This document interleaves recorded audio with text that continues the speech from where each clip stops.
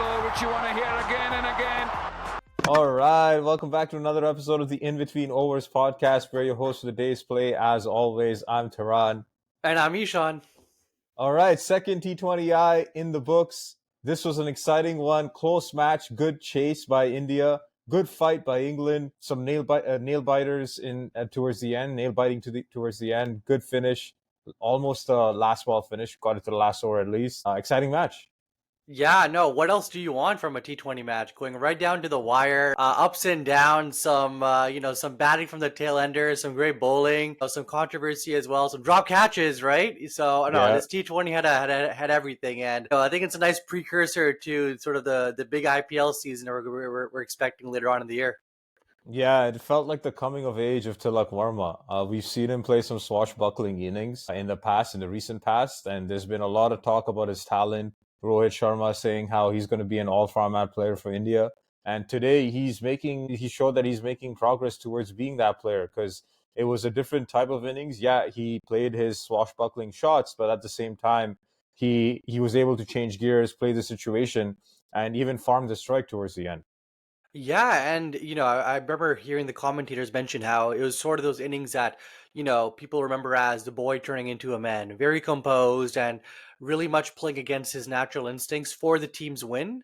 And he's still only 22. It's crazy because I you feel know. like he's been on the scene for a few years, or you're expecting mid 20s, but early 20s, and what a way to play, and a long way to go as well in his career. So I think this innings will definitely help himself in his international journey. Yeah, for sure, for sure. So, quick recap on the score. So, England were put into bat by India. India won the toss again. Elected to bowl. England batted first, made 165. Again, a stop-start innings from England. But the one thing's clear from their batting approach, they will not stop going for it. And that's what you saw from 1 through to 11. And I think it's that approach that allowed them to get to a sort of a respectable total that ended up being competitive because it was a close match. Yeah, and I think with the exception of Ben Duckett, but that's unfortunate just to his form is. I think everyone had a over 100 strike rate, over 90 strike rate. So incredible batting. And to your point, they really just want to get the most amount of runs per ball. So they're laying at it. But shout out to Indian bowling. And a lot of bowlers this match for India, but Indian bowling was able to do pretty well to restrict them.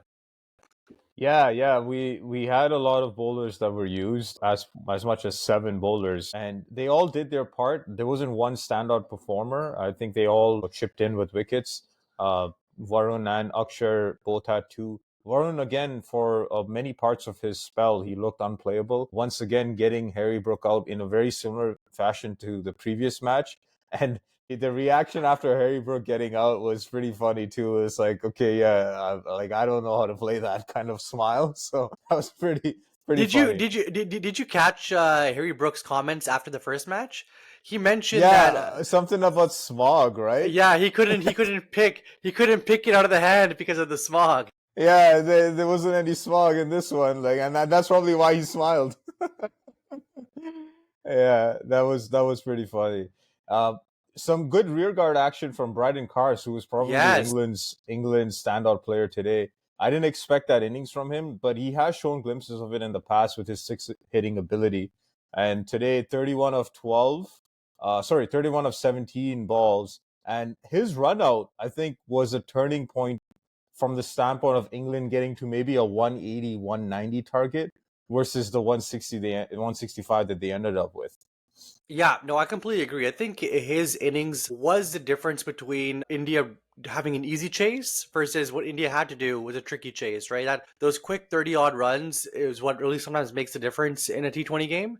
And I know we'll talk about England's bowling later on, but even from a bowling perspective, he had a great innings, and he was, I would say, sort of the stand-up performer from England's side this match.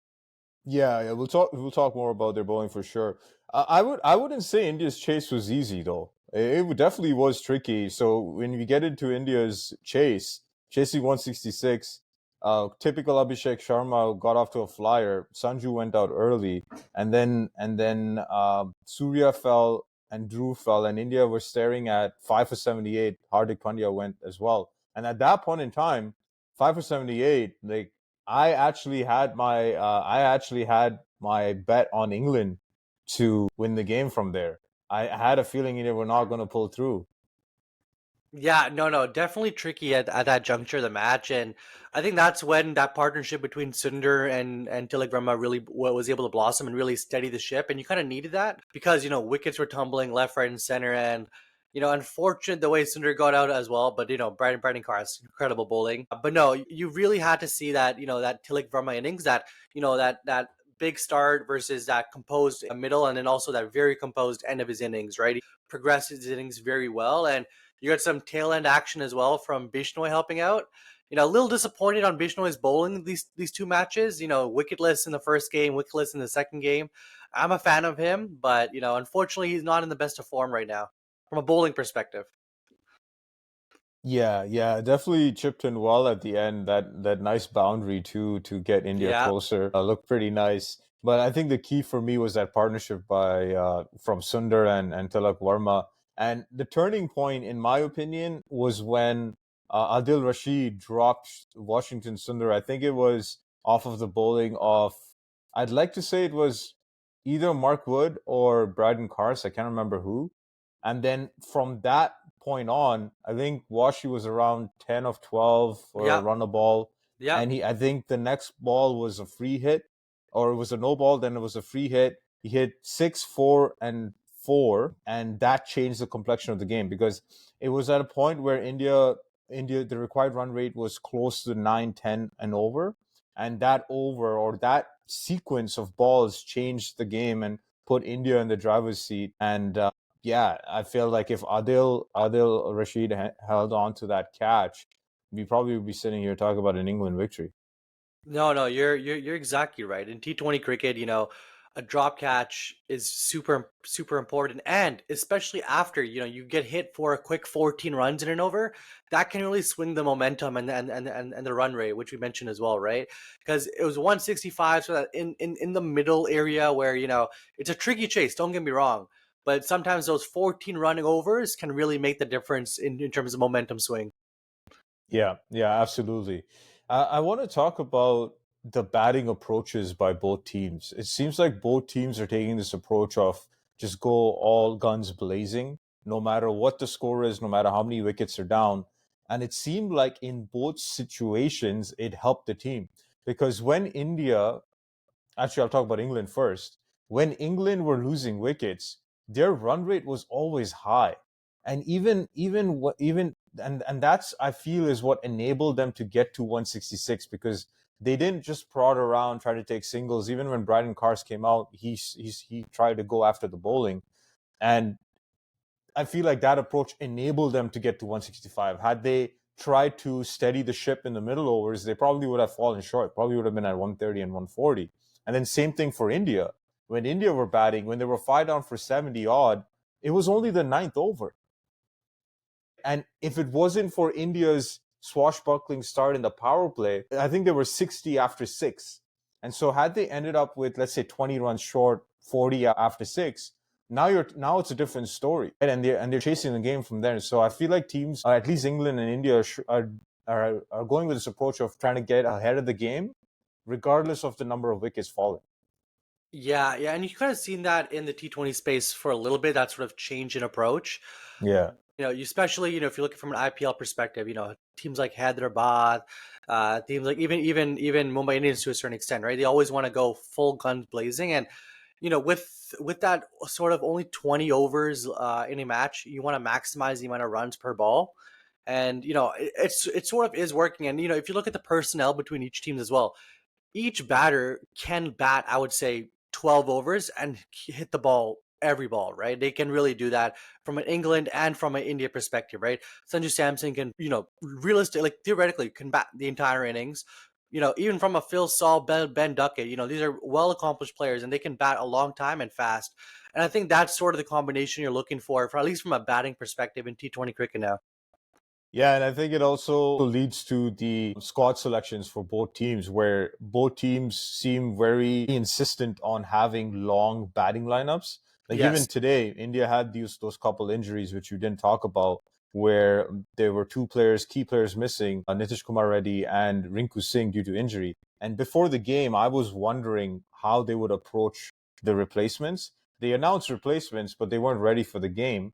And so I thought they would maybe put in an extra bowler, like an extra fast bowler. But then it seemed like they were insistent on having batting until 8. And so they threw in Washington Sundar into the mix, which lengthened India's batting to 8, which allows them to go all guns blazing. Similar with England, you have batting all the way to 8, 9. Brydon Carse coming at 8, Adil Rashid Snowmug with the bat at 9. So it allows them to just go all guns blazing. Yeah, and as you mentioned, that inclusion of Washington Sundar. Now, obviously, hindsight is 2020, but you look at it now, and that was super important because Washington Sundar's 26 runs off of 30, 19 odd balls was sort of you can say that partnership was super important for the chase because that was sort of quote the last quote unquote recognized batting option for Team India at that point. Yeah, absolutely. So 2-0 India. India coming up with the dub. Now we go into game 3. I hope England wins. I don't want India to finish the series. I want the series to be more competitive, as I keep saying every episode. Game's going to be in Rajkot. Do you see any changes to either squad? I think it is time to maybe introduce Shami. Get Shami in before the longer spells in the 50 over game. Get him. I would say quote unquote game time ready with some of the shorter spells in T20. Maybe they'll rest him for maybe some of the later matches, the third and fourth, or maybe the fifth T20. But we've seen a lot of India bowling, but it's time. I think it's time to see Mohammad Shami back in. But in terms of batting changes, I don't really see anything changing. The openers are in good form and. You do. I think Sky's due for a good knock as well, so I'm excited for that. But I don't anticipate any big changes from Team India's perspective. What about your thoughts? So you see India keeping Dhruv Jurel for the next game? Yeah, why not? I think Gautam Gambhir is a big fan of Dhruv Jurel, and I'm not sure if you checked this out, but during when Dhruv Jurel got out, it seemed like Gautam Gambhir was very upset. But I think Gautam Gambhir is also the type to allow players that rope to sort of do your thing and. You do want to see Dhruv Jurel, do well. So, why not include him? He did have that great run out too, right? Yeah, that was a good run out, a key run out for sure. I actually think they may replace him with Shivam Dube. So I actually don't know the word on Shivam Dube. I don't know if he's rested. I think he had some sort of injury as well, which is why he's out of the team. Because keep in mind, he was part of India's T20 World Cup team. And so he's not in the squad. And I think if they named a full strength squad, let's say for World Cup coming up, I think he makes the team. So I feel we're going to have Shivam Dube playing instead of Dhruv Jurel. And also Shivam Dube adds another bowling option, which I think India will need in Rajkot, with Rajkot usually being a batter's paradise or batting friendly wicket. I think we're going to see a lot of sixes, probably big scores in that game. So I feel they'll want that extra seam bowling option because right now it's just Hardik and Arshdeep in the team because Nitish Kumar is not there, right? So that's the change I see happening. We may see a change. I think I agree with you. We may see a change with Mohammad Shami coming in place of one of the spinners, probably Ravi Bishnoi.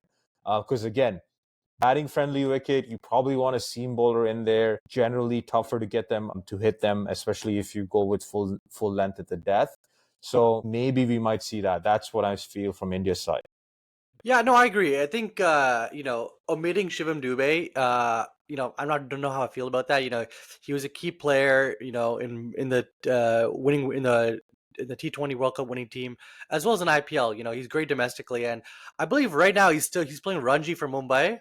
So maybe it'll be a big change for him switching from Test cricket to T20, but he's not doing the best for Mumbai and Ranji. So maybe it is T20 is his best format. Yeah, I think he got out for a duck in both innings, For a if I'm duck. not mistaken. So that's not good confidence coming into the game. But let's see what India play in the next squad. I mean, in the next game in terms of squads. What about England? Do you see any changes there with England? I don't know. I think with the inclusion of Brandon Carse, I think you're going to keep him in for the next game in my Oh eyes. yeah, Especially the way yeah. he impacted. But I don't know. Do we potentially see some different spinners coming in? Maybe, but not from. I don't Rayan think. Ahmed. But I don't think there'll be any big changes from a batting perspective.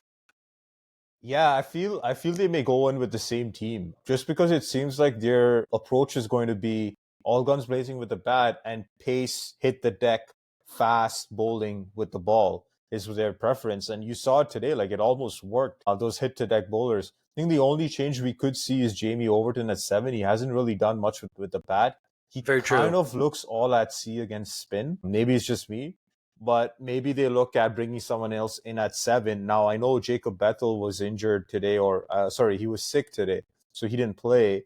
And Jamie Smith came in, who looked good in the brief 20 that he made. So perhaps you're a case of keeping Jamie Smith in the team, replacing Overton with Jacob Bethel.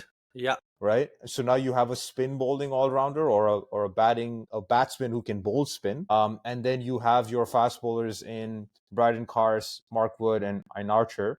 And then you probably have to and then Adil Rashid as your out and out spinner. And then you probably get a combination of overs from Livingston, Bethel, and who else can roll their arm over? I don't think there's anyone. So yeah, that's a scenario Yeah, it that wouldn't makes be. it a Yeah, that'd be a little little tricky. makes it a little tricky. So I see the importance of JB Overton then. So yeah, let's see. That's the one change just because of his out of form. But then again, yeah, who do you replace him with? Yeah, no, I feel you on that one. In terms of the next game, though, while we're on this topic, from both teams, who are you most excited to see in the next match? Most excited to see. I think Yeah. we're like you said, we're due for a sky knock, classic sky knock. I'm looking forward to that. Again, batting friendly wickets is, someone like Sky should feast on a pitch like that. So I feel like he's going to be good from England's side. Joss has been fairly consistent. I think it's He time we has. see. Yeah, I think it's time we see one of the openers stepping up. Phil Salt, Ben Duckett, even Liam Livingston. I've talked Yes. about him pre-series being a key player as well, given the form he's had in the last year. So you know what? Out of those three, I'm probably looking forward to Liam Livingston putting up something. No, that's a fair point. You know, he's been one of the key players for England in the T20 setup. So, 100% he's due for something. And yeah, for mine as well. You know, as I mentioned earlier, you know, really looking for a Sky innings. But if it's not Sky, you know, I do want to see Sanju Samson put up some big numbers. You know, he's made some okay runs here and there, some quick runs, but you know. The best case scenario for him is, you know, getting those big scores that we've seen before, right?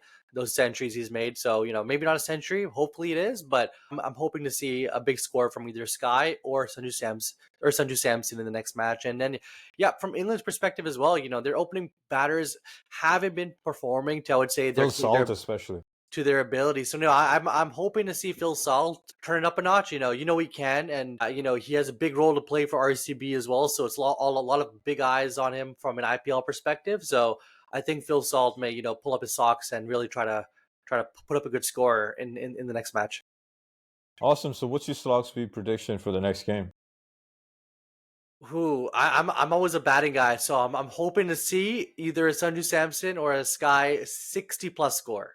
Quick 60. Okay. Good 60 plus score. Okay. Awesome. For me, I'm gonna go with a Liam Livingston 50 from 25 balls. Oh yeah, Strike classic. rate of Yeah, 200 plus. yeah. So, yeah, no, that's a good one because sometimes when he's in that zone, in that mentality, you bowl anything to him and he's just launching that. So no, that'll be exciting to watch as well. Awesome. Good place to wrap it up. That's it for today's day. That stumps. Don't forget to like and subscribe.